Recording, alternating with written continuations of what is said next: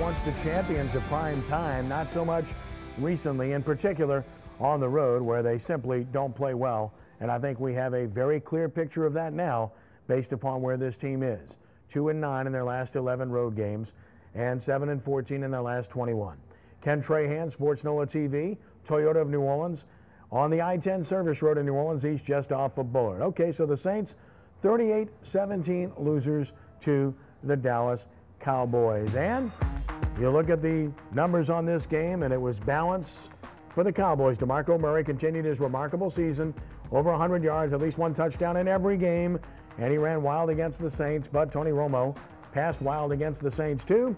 And of course the Saints turnovers once again rearing their ugly head. 3 of those, and they forced none, and that's per usual. 1 turnover forced in 4 games. That's last in the NFL, remarkably last, I might add. 3rd down conversions, Cowboys really good, Saints not good enough. You could break down the stats any way you want. This was a one-sided affair, and really the score probably did not indicate the dominance of the Dallas Cowboys in this particular game. Amy, we'll start with you, and obviously this game was over with at halftime. It was 24-0.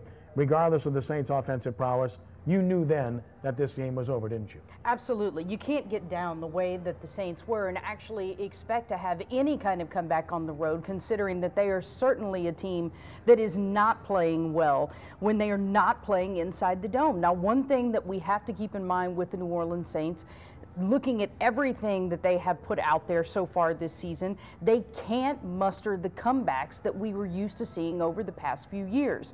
And with the defense that's not able to hold anybody from being able to score against them, there's just no way, no matter how good a quarterback Drew Brees is, no matter how many weapons that he has around them, do they have what it takes to be able to put together those come-from-behind victories that we are used to seeing over the last 5 or 6 years. It's back to the drawing board for the Saints, and you know, nobody wants to say that we're ready to give up on this season, but I'll tell you this, there has got to be a lot of transition happening over in that particular facility today if we're going to see any kind of positive movement from the Saints the rest of the season. Brian, we'll save defense for Ricky. Let's talk offense where the Saints are concerned, because this was a poor offensive performance. And a number of things here. Number 1, where was Pierre Thomas? Didn't get a snap till the end of the first half. Number 2, drop passes, 6 that I counted, and guys that you really expect to catch the ball. Number 3, continuity. 4, tight end to Thomas. Cadet getting the ball in key situations. 1 for a gain of 2 on a pass play where he could have turned it up the field and gotten a first down. The other on a sweep on 3rd down early in the game where he doesn't get to the corner and turn it upfield to get a first down. No disrespect to Travaris Cadet, but he hasn't proven himself as an NFL running back, and you wonder why he's in there in that situation. Your thoughts on this offense? Well, the craziness about this, Kenny, is Josh Hill has suddenly become a secret playmaker for the Saints.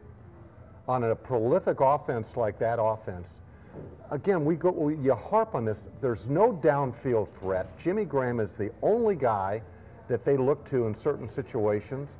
And Ricky and I were talking about this off camera, about how, you know, you're padding this guy's stats as this game gets out of hand. Where was Graham? Where was the emphasis on getting the ball downfield when they were still in the game? You know, they're tremendous. I'm baffled. I really am as to why, from an offense, we could go defense, Ricky's going to handle it. Offensively, Kenny, they just don't seem to have this identity right now, okay? It's Drew Brees, and they're throwing around the yard. They've got so many people in their packages right now that they're not really sure what's working and what isn't. And that's what happens when you're mired in this is a bad stretch of football that they've played. As bad a stretch with Sean Payton on the sideline in years. Well, 32 catches, 3 touchdowns for Graham thus far this season, but a couple of drops and a fumble as well. And I do think it was the worst half of football under Sean Payton that I've seen in his regime. And you mentioned Graham still being in the game before we get to Ricky, but what about Brees still being in the game in that situation? Right, absolutely. You can make the case too, Kenny. It just really is. It's just, you know, just real quick, the 24-0, not only did I think they could not come back, here's why I didn't think they could back, because the defense couldn't stop anybody. You figure they're going to get their points and they get in a rhythm and stuff, but they couldn't stop anybody, and that's a big problem. All right, Ricky, defense, your expertise. When you look at this Saints defense and what they've done and what they didn't do in this game, Let's look at it as an entire picture. First of all, investments. You invested in Junior Galette. You invested, of course, in Raphael Bush and paid him starters money. You look at the yards allowed, the third down conversions, and of course you invested the big bucks in Jairus Byrd.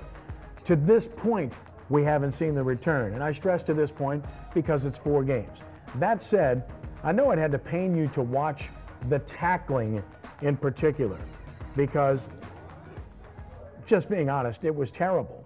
The tackling was poor. Isn't tackling an attitude, Ricky? Yeah, I mean, tackling attitude, but one thing you seen in the game yesterday, that they was out hustle, they was out man, and that's what I didn't like about it. The offensive line from the Cowboys, they outmanned the Saints defensive line, and that's where the ball game was won.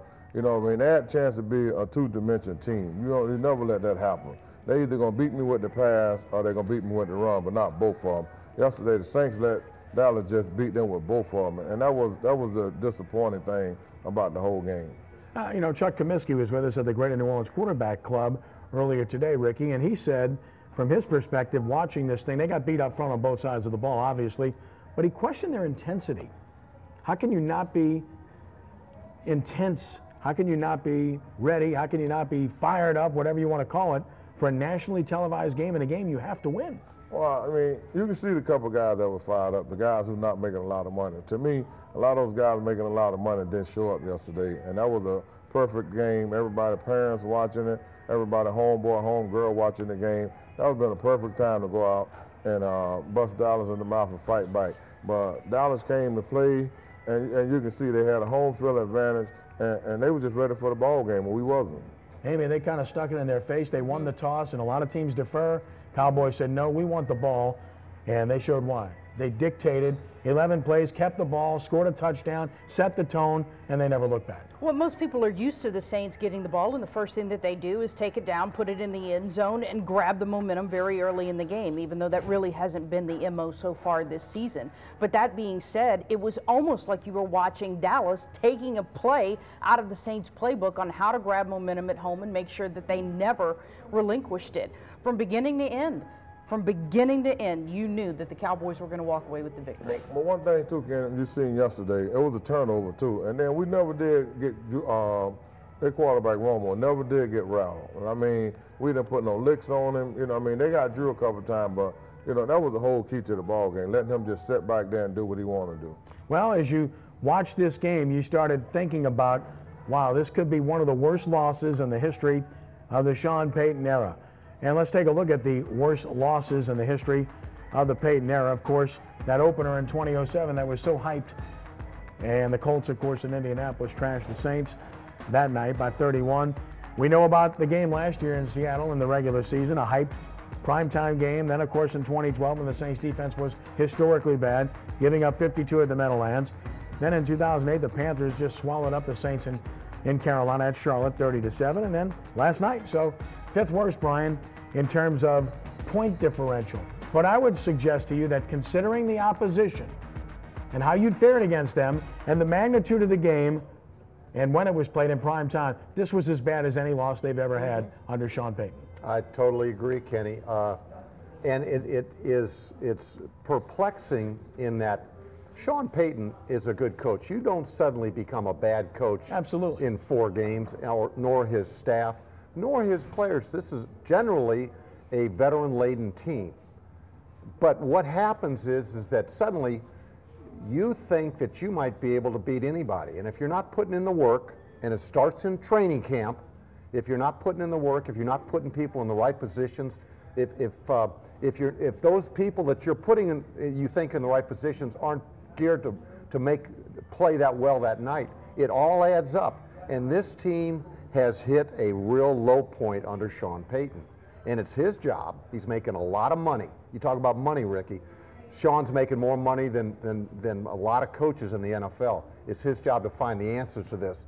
And I'll tell you what, if the slide continues, you might see some major changes coming. And I'll tell you what, you look at their schedule, Kenny, there's not a team other than Tampa Bay that doesn't have at least a 500 record at this point. And I mean, you know, Tampa beat Pittsburgh yesterday, so that lets you know that they ain't no slouch neither. So and Pittsburgh killed Carolina. So well, you know what I mean. But what the Saints don't need, they need a home game, and coming up, and that's exactly what we need. We need a good home game, and I think that'll turn our season around for the Saints to go out and have a good home showing. Well, they've won 18 straight at home under Sean Payton. Of course, that tosses out the 2012 season. So if that form holds up, they can right the ship to a degree, but they have a long way to go if they're going to have a chance to contend for a playoff spot, much less a division title. Anything else is off the table, at least at this point. Speaking of points, we'll make some more when we return in just a moment on the NFL. We'll take a look at the results from this past weekend and talk about some of the more impressive teams that we've seen as Sports NOLA TV continues from Toyota of New Orleans, the premier automotive group. Glad you've joined us. I-10 Service Road in New Orleans. PremierAutomotive.com is the site. Back in a moment. Sports NOLA TV, WHNO, Channel 20.